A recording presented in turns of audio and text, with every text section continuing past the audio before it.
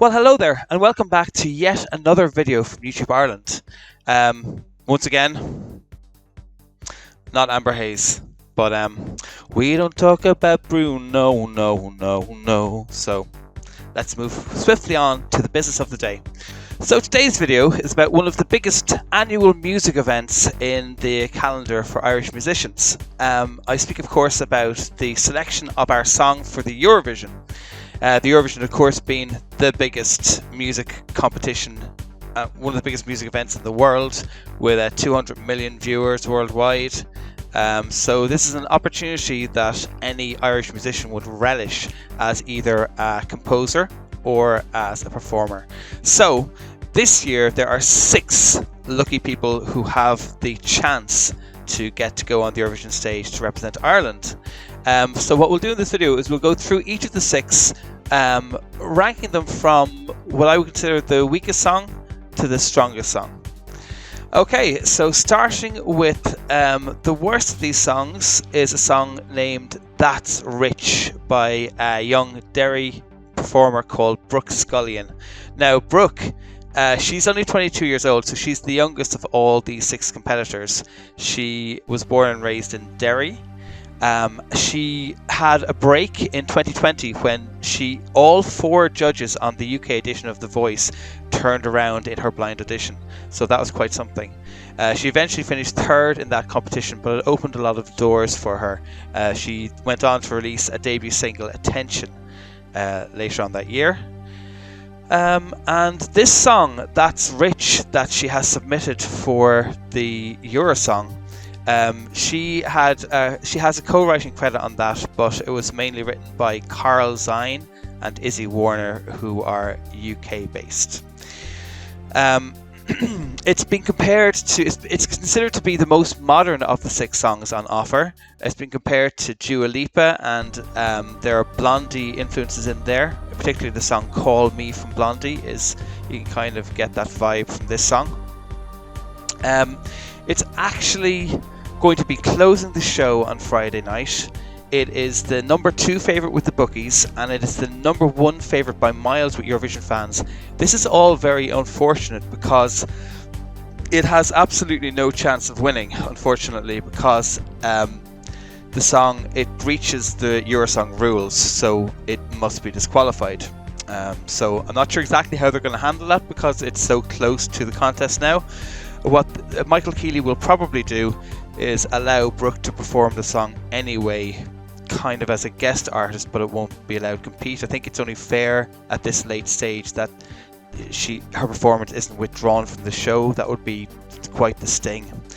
Yeah, and it's very unfortunate as well because according to Eurovision rules, the song is eligible. You see, the thing is, Hot Press magazine have young and emerging lockdown sessions that they did that were wildly popular, and these were done via Instagram. And on the 7th of April 2021, Brooke performed at one of those sessions and performed the song That's Rich. So the Eurosong rules state, compositions submitted for consideration must not have been commercially released and or publicly performed, including online video platforms or social networks, in full or in part before the 1st of September 2021. So there really is no wiggle room there. It's a clear violation of that rule, and as such must be disqualified in the sake of fairness and equity.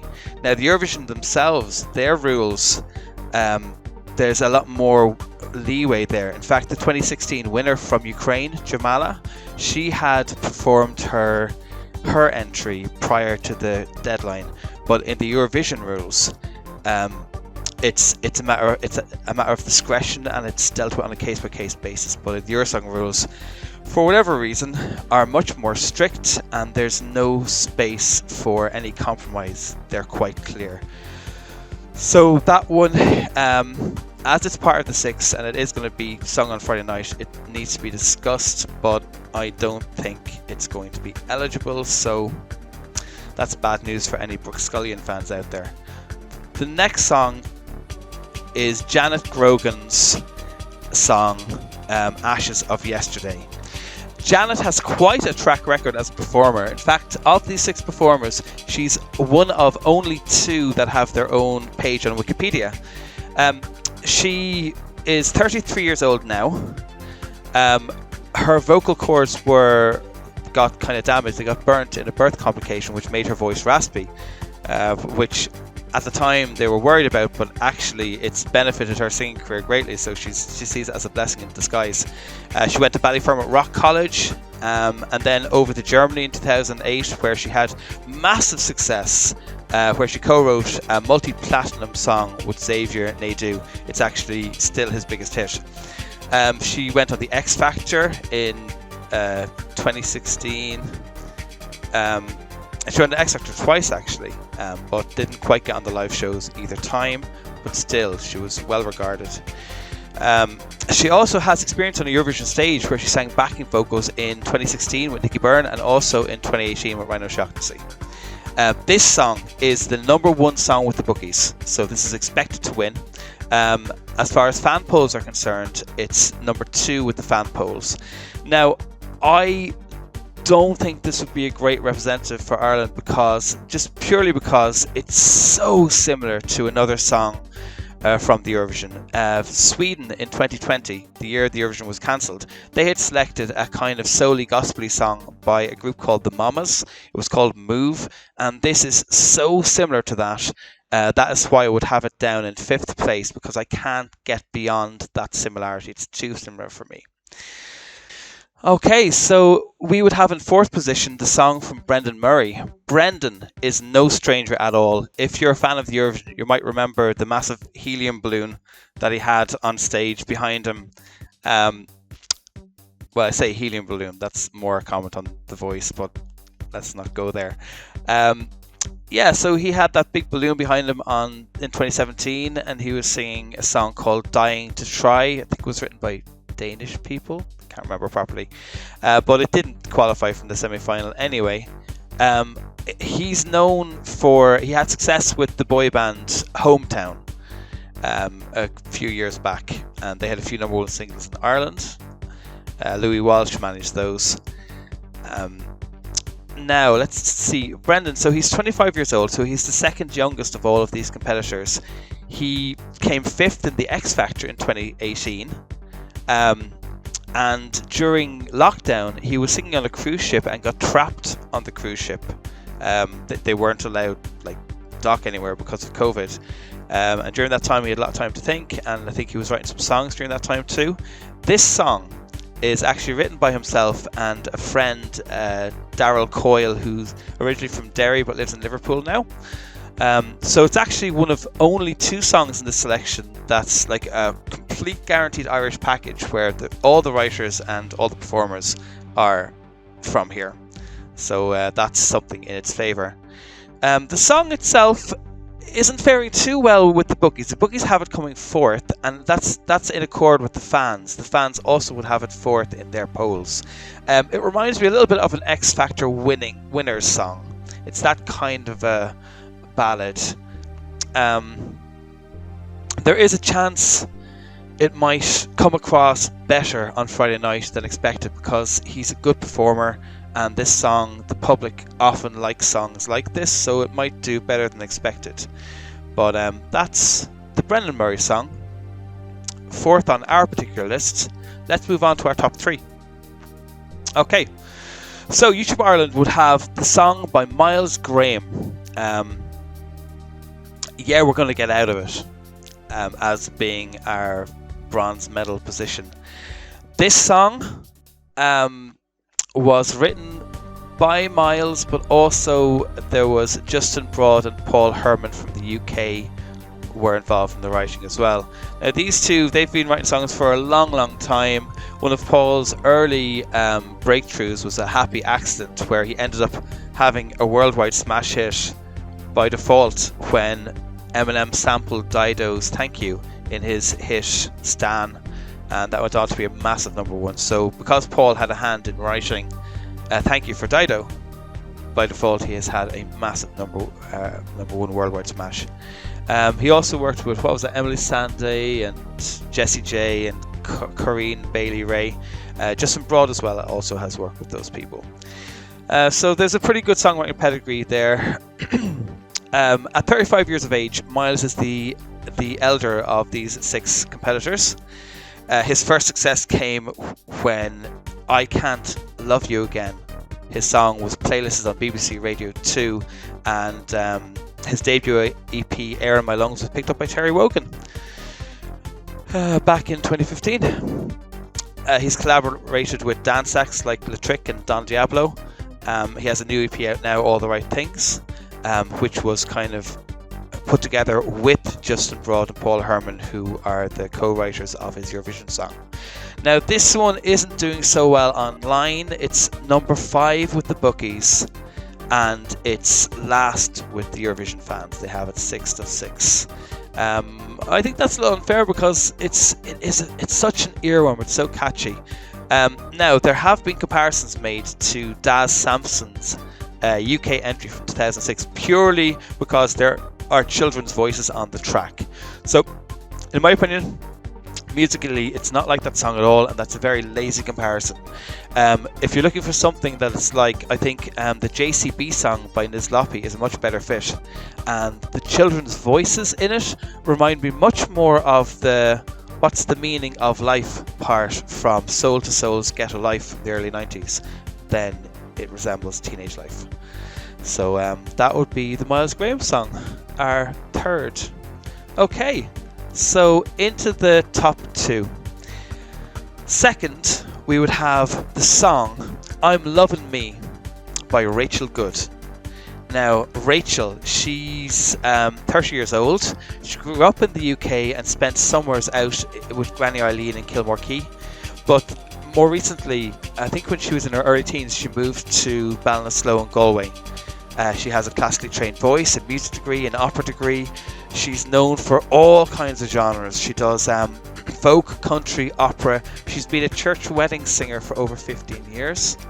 The song itself there's no Irish involvement in this one at all. It's a completely Swedish team who wrote this. They're the same group of songwriters who wrote The Ride for Poland last year. And it is quite a similar song to that. But this one, it's better. It's better than that song. I would compare it with Shooting Star by Flip and Phil as a good comparison.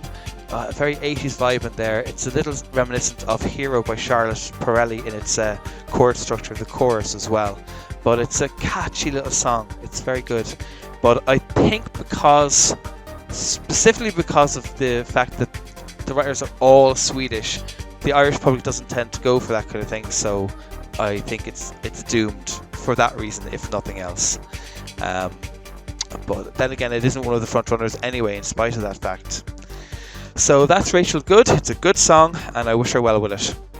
Now to our number 1 pick, and the song that we think Ireland should send to the Eurovision 2022.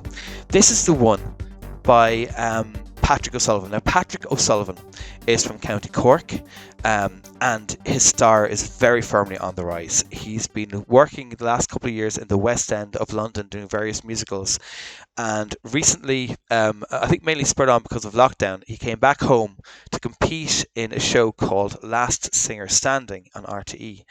This is one of the few big talent shows that was aired on RTE in the last year, and he won that show. So definitely he's someone that everyone wants to work with. The writers of this song are Nicky Byrne, Lar Kay and Danny O'Reilly. So they're from the Coronas, I think. Is it the Coronas? I think it's the Coronas and Twins. TVVINS, however that's pronounced. So yeah, it's a fully Irish songwriting team there as well. So that's always a good thing for when you're representing Ireland internationally, that it's actually Ireland that's been represented. I think that's important. Patrick is 27 years old. This song is number 3 with the bookies, and it's only number 5 with the Eurovision fans. The Eurovision fans haven't particularly warmed to this one, but I think it is kind of a grower. It's reminiscent of some 80s like stadium rock rock pop, like what U2 would have been famous for in the 80s. It's a little bit similar as well in places to You're the Voice by John Farnham. Now, there is a tiny bit of controversy around that entry, to be fair. And that is that in nearly every competition that RTE runs, there is nearly almost a disclaimer saying that any employees of RTE or their families are not eligible to compete. But in this, that rule wasn't in place, and Nicky Byrne, who is an employee of RTE, hosts like the biggest entertainment show on the channel, he is one of the songwriters, so some people think that that's ethically a bit of a no-no. It's a tough one, but given that it's the best song, I hope it does win, but I do see the problem people have with that. Yeah, it's hard to know. Perhaps that's something that in future editions of the contest, if I were the head of delegation, rather than Michael Keeley, who I don't think is going to be the head of delegation too much longer given his track record, but that's a conversation for a different day.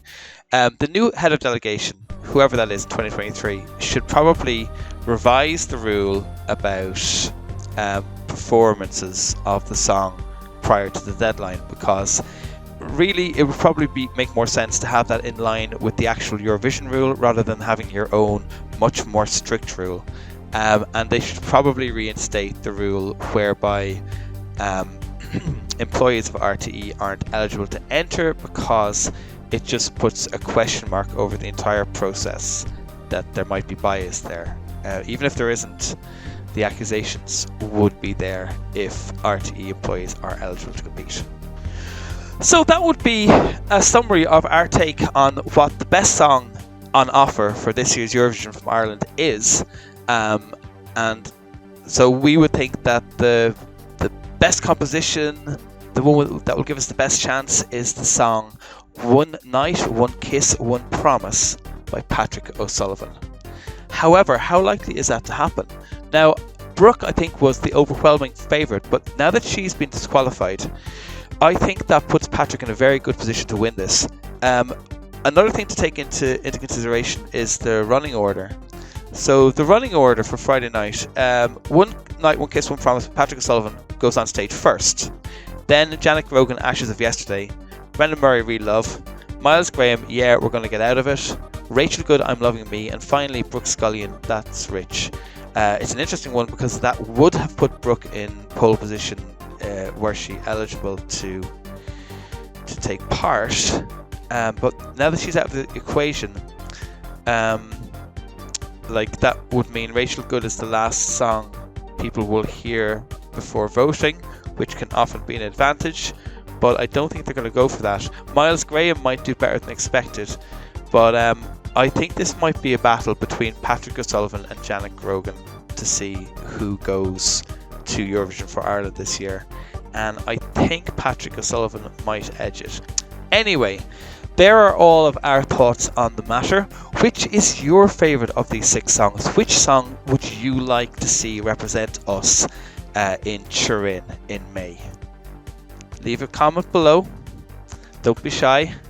Let it all out. And we shall look forward to Friday night to find out the actual result. So, I hope you enjoyed the show. Slán.